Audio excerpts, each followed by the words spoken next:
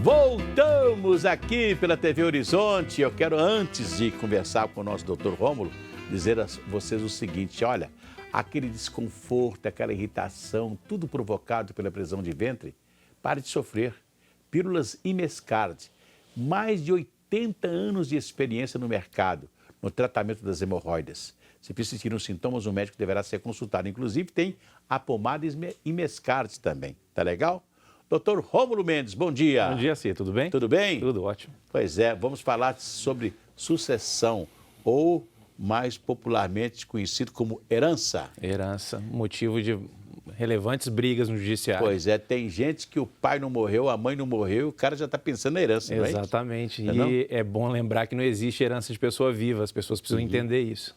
É, tem que morrer primeiro, né? Tem que morrer primeiro para poder depois habilitar, inventar. É enfim. verdade, né? E tem pessoas que podiam deixar tudo resolvido com um testamento, né, doutor? Hoje em dia, a questão do testamento no Brasil, ela vem sendo mais difundida nos últimos anos. Porque há um tempo atrás as pessoas tinham um certo problema em falar sobre a morte. E a única coisa na vida que é certa é a morte. A morte, é verdade. Então, as pessoas, entendendo isso, estão começando a fazer um planejamento sucessório, o que é muito importante, até mesmo para evitar que os sucessores, os filhos, os netos, enfim, os irmãos, fiquem degladiando na justiça durante anos, anos e anos, para poder fazer uma partilha de patrimônio. Um testamento pode ser contestado por algum filho? Ele pode ser contestado, mas nós costumamos recomendar, porque o testamento ele precisa, é um ato que depende de algumas formalidades.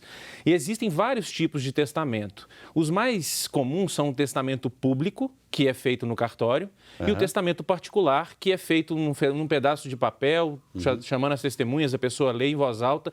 Eu falo para os meus clientes, se você tem condição de fazer, faça o testamento público, porque o risco dele ser revogado é muito miúdo. O público é o que é feito no cartório. No cartório, exatamente. O particular, se não tiver algum defeito ali, pode ser revogado. Ele pode ser contestado. Por quê? Porque não existe a fé pública do tabelião envolvida ali. Então, pode ser questionado porque os requisitos dele, ele tem que ser lido na frente de 3 testemunhas. Então, eventualmente, as pessoas podem contestar se ele foi lido na presença de 3 testemunhas, se as testemunhas que estão lá inscritas no documento, elas presenciaram o ato ou se elas assinaram depois do ato ter sido praticado. Então, a segurança dele é menor do que a do testamento público. Agora, custa caro fazer um testamento? Ou seja, é de acordo com que o cidadão que quer fazer o testamento, né? Vamos tratá-lo de cliente, né? O cliente, ele, ao fazer o testamento, ele paga algum imposto, tem que pagar algum imposto de sucessão, alguma coisa? Essa pergunta é muito boa, porque até o início do ano passado, as custas do cartório, elas eram fixas. Elas não dependiam do patrimônio que a pessoa ela tem no momento da realização do testamento. Girava em torno de R$300. Sei. Hoje, infelizmente, acho que alguns cartorários vão brigar comigo quando eu vou dizendo isso aqui. Caro. Mas hoje eles têm praticado os valores de acordo com o patrimônio que a pessoa tem no momento em que ela testou. É evidente que tem um limite, mas é um limite muito alto para uma simples lavratura de testamento, algo em torno de R$3.200. É bastante alto o valor. E eu contesto por que isso é calculado de acordo com o patrimônio que a pessoa tem no momento que ela testa. Não é possível saber se a pessoa vai ter esse patrimônio no dia que ela morrer. Então, por que você vai tributar? Na verdade, não é um tributo, né? É um tributo, uma taxa. Você vai taxar a pessoa para poder fazer um ato de disposição de vontade num valor tão relevante. Então, aí o cara fala assim, prefiro não morrer. Não. ou prefiro fazer um testamento privado, particular, e aí o que vai desaguar no fim é mais custo para o judiciário, porque o processo um eventual herdeiro pode questionar o conteúdo e se arrastar durante anos, anos e anos com o custo do judiciário. Você me lembrou de uma coisa aqui, falando em cartório. Tem uns cartórios aqui que estão ganhando muito dinheiro, né? Claro, todo mundo merece ganhar o dinheiro e cartório está aí para fazer e ganhar o dinheiro dele. Mas esse negócio da prefeitura de com 1 mês de atraso do IPTU, o nome já vai para o cartório, tá um negócio difícil, né? E aí, eu tive um caso desse comigo sem saber, né? Sem saber, acho que uma daquelas parcelas do imposto, não sei se eu paguei, se não paguei, eu sei que é confusão. Aí o meu nome estava no cartório. E eu fiquei, ó, seu nome está no cartório. No Protestado. Cartório, protestado. Eu fui pagar lá. Eu acho que foi R$ 140 que eu paguei para tirar o nome do cartório depois da dívida quitada, paga, né? Então, só imagina, tem pessoas que é R$ 300, que é 400, não é verdade? De acordo com o tempo que o problema está lá no cartório, sem que a pessoa vá lá pagar para te retirar o nome. Sim, é como você disse, todo mundo merece ganhar o seu dinheiro, né? É verdade. E nós sabemos que o concurso para cartório é um dos concursos mais difíceis que existem, né? Mas a gente precisa avaliar que isso é uma função pública. Imagina em Belo Horizonte que a prefeitura está colocando o nome de todo mundo no cartório. E o cara, para ficar com o nome limpo, vai ter que ir lá no cartório. Tá bombando de perguntas aqui, gente. O Eduardo, alô Eduardo, lá do bairro Tupi, grande abraço, ligadinho. É filho adotivo. Ele tem direito à herança, Rômulo? Desde 88, a Constituição de 88, ela equalizou todo tipo de filiação. Não existe mais filho bastardo, filho adotivo. Filho é filho, pronto, ponto final. Bastardo é o fora do casamento. É, aquele que é feito, como dizia o avô da esposa do meu irmão, é o filho particular, né? Filho particular. Pois é, antigamente esse filho não podia ter o nome do pai, hoje tem. Não, o filho é filho, não há distinção. Hoje não há distinção. Que antigamente não, antigamente o menino aparecia só com o nome da mãe. Exatamente. Não é verdade? Hoje não. Olha, o João Vitor, lá de Betim. Alô, João Vitor, obrigada pela audiência. Tá que tá, viu? Tenho 70 anos e vai se casar no próximo mês, Rômulo. Que maravilha, né? Mas quero deixar todos os bens que tenho para os meus filhos do primeiro casamento. Como que ele tem que fazer? O que ele tem que fazer? Essa é uma pergunta importante porque existe uma minúcia na pergunta dele, que é o fato dele ter 70 anos de idade. A pessoa que se casa ou vive em união estável, que inicia a partir dos 70 anos de idade, o regime de bens é o da separação obrigatória. E nesse regime de bens, o legislador ele optou por excluir o cônjuge ou o companheiro da concorrência de herança com os filhos, para poder evitar o famoso golpe do baú. Aquele moço casando com a mocinha de 30 anos? Aquele senhor de 70 anos, 80, 90, parece uma menininha lá de 20 e pouco, Cuidadora. Né? E resolve se apaixonar, né, por essa pessoa e que a paixão é normalmente pelo que o cara tem, não é pelo... Muitas vezes né? Muitas vezes é assim que acontece. É óbvio que a gente sabe de casos que as pessoas, não é por conta da idade, elas acabam se apaixonando de fato. Mas o legislador optou por, nesse caso de 70 anos de idade,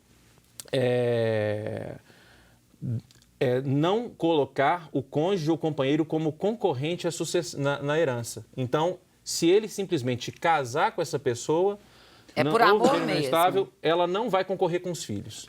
Inclusive, ele já deixa, até aqui, tudo que eu tenho é seu. Está aí, está distribuído. Daqui para frente, o que eu tiver, não é? Nesse regime da separação obrigatória, teoricamente, o cônjuge não teria direito a nada. Só que existe uma decisão, na verdade não é uma decisão, uma súmula do STF, da década de 70, salvo engano, que acabou relativizando isso. Então, é exatamente o que você disse, Assir. O que é adquirido na constância, eles acabam fazendo como se fosse uma comunhão parcial. Após o momento que estão juntos, divide o patrimônio. Olha, Jaqueline, lá de Caeté. Obrigada, Jaqueline, pela sua audiência. Aliás, nós estamos com uma audiência maravilhosa em Caeté, né, claro. Então, ela está com um problema. O meu pai, Patrícia Joe, tem mais de R$500 mil em dívidas e só tem uma casa no valor de R$300 mil. Ela pergunta, doutor Rômulo, serei obrigada a pagar as dívidas quando ele morrer? Vamos supor que seu pai morra amanhã, né? E vamos bater na madeira aqui, né? Se o pai morrer amanhã, deixando uma casa de 300 mil e dívidas de 500 mil, obviamente, ela não tem que pagar as dívidas dele, somente até o limite do patrimônio que ele deixar. Ou seja, tem uma sobra, um saldo negativo de 200. Esse saldo negativo ela não é obrigada a pagar. No inventário, por exemplo, as pessoas têm essa dúvida, né? O inventário, acham que é só o que tem, assim, de valor. As dívidas também entram no inventário, são arroladas. Elas são inventariáveis e elas servem para alguma coisa de positiva no inventário, para falar a verdade. Porque se a pessoa, no momento em que a pessoa falece, para transmitir o patrimônio para os herdeiros, é necessário pagar um imposto. Aqui em Minas Gerais, de 5%, que chama ITCD. 5% hoje? 5%. E a tendência é que aumente, tá? Se essa notícia mesmo? O valor é alto, né? Não é Esse baixo. Esse imposto é estadual. É estadual. Porque o ITBI é municipal. O ITBI é municipal. Mas só para fazer uma pincelada aqui, na França é pior. Na França pode chegar a 60%. Assim, é uma mesmo? coisa absurda. Mas, enfim, voltando à pergunta dela. Se tiver dívida, ela coloca isso na declaração do imposto e, obviamente, ela tem o abatimento. Ela não vai pagar o ITCD sobre aquela parte da dívida.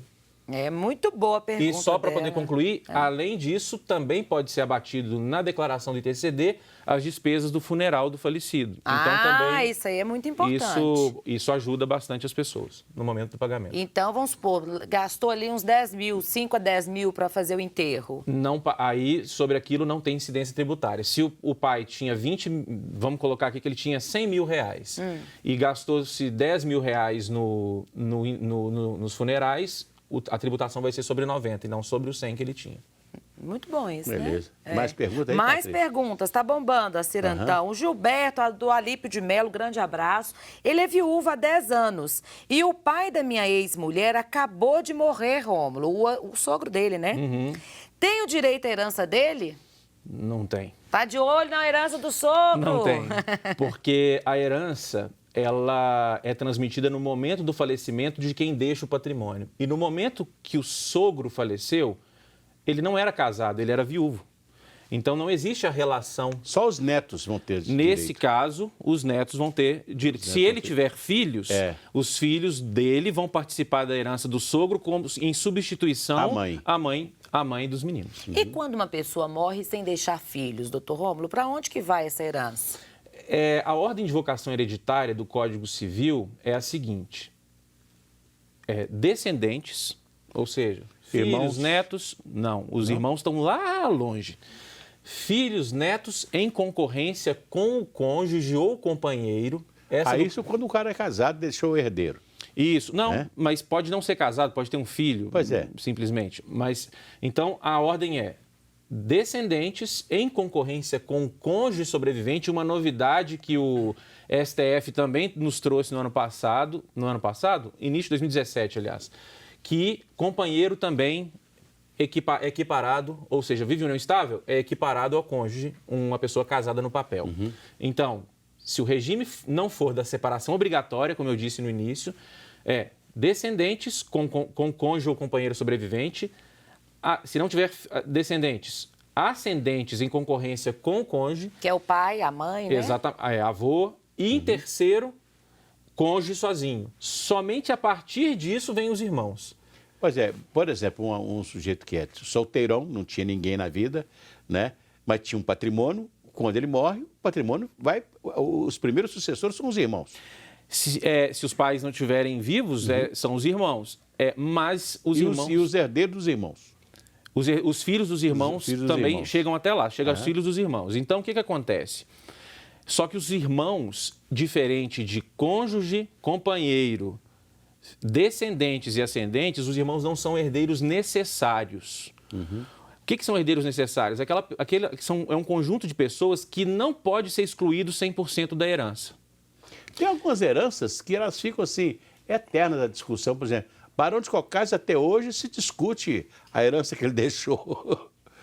Nós temos inventários assim, eu tenho inventário no escritório, eu tenho 17 anos de advocacia, inventário de 16 anos. Por quê? Isso tudo? Isso, porque as pessoas, infelizmente, elas começam a discutir as mazelas da época da infância. O meu pai me deu um bico amarelo, me deu um bico vermelho.